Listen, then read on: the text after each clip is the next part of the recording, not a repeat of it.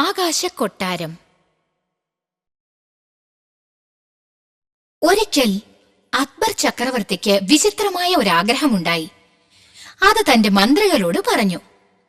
അടിത്തറയില്ലാതെ ആകാശത്തിലൊരു കൊട്ടാരം നിർമ്മിക്കണം. എങ്ങനെയാണ് ചെയ്യുക എന്ന് പറയൂ.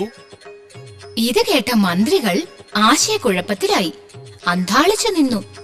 അപ്പോൾ അവിടെ വന്ന ബീർബലിനോട് ചക്രവർത്തി തന്റെ ആഗ്രഹം അറിയിച്ചു. ബീർബൽ ഒരിക്കലും ചക്രവർത്തിയോട് പറ്റില്ല എന്ന് പറയാറേയില്ല. ചക്രവർത്തി, അതത്ര വലിയ കാര്യമൊന്നുമല്ല. പക്ഷേ കുറച്ചു നാളുകൾ എടുക്കും, ചിലവും കൂടും. എങ്കിൽ ഉടനെ തന്നെ അതിനുള്ള ജോലികൾ ആരംഭിക്കൂ.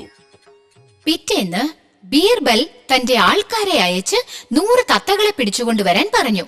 ആ തത്തകളെ തന്റെ മകളുടെ പക്കൽ ഏൽപ്പിച്ചിട്ട്, മകളെ, ഈ തത്തകൾക്ക് നീ വെള്ളം കൊണ്ടുവാ, ഇഷ്ടിക കൊണ്ടുവാ, ചുണ്ണാമ്പ് കൊണ്ടുവാ, ദേ മര്യാദക്ക് ജോലി ചെയ്യ്, ഇങ്ങനെയൊക്കെ പറഞ്ഞ് പഠിപ്പിച്ചു കൊടുക്ക്. അതിന് സമ്മതിച്ച് അവൾ കുറെ മാസങ്ങളോളം ആ തത്തകളെ പറഞ്ഞു പഠിപ്പിച്ചു.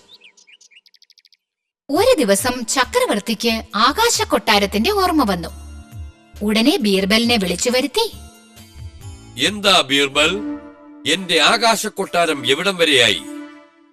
തിരുമനസേ, കൊട്ടാരത്തിന്റെ പണികൾ ത്വരിതഗതിയിൽ നടക്കുകയാണ്.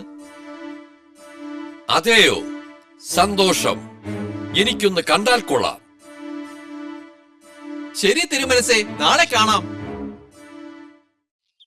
പിറ്റേന്ന് രാജകൊട്ടാര മണ്ഡപത്തിൽ മകൾ ശീലിപ്പിച്ച തത്തകളെ ബീർബൽ പറത്തിവിട്ടു. അകത്ത് പ്രവേശിച്ച അക്ബർ അത്ഭുതപ്പെട്ടു.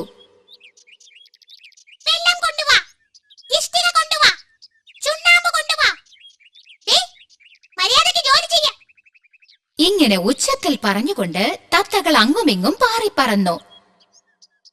തന്റെ തമാശയ്ക്കുള്ള ഉത്തരവിനെ പോലും മാനിച്ച് അത് പ്രകാരം പ്രവർത്തിച്ചതിൽ സന്തോഷിച്ച അക്ബർ, എന്താ ബീർബൽ, കൊട്ടാരം കാണുന്നില്ലല്ലോ?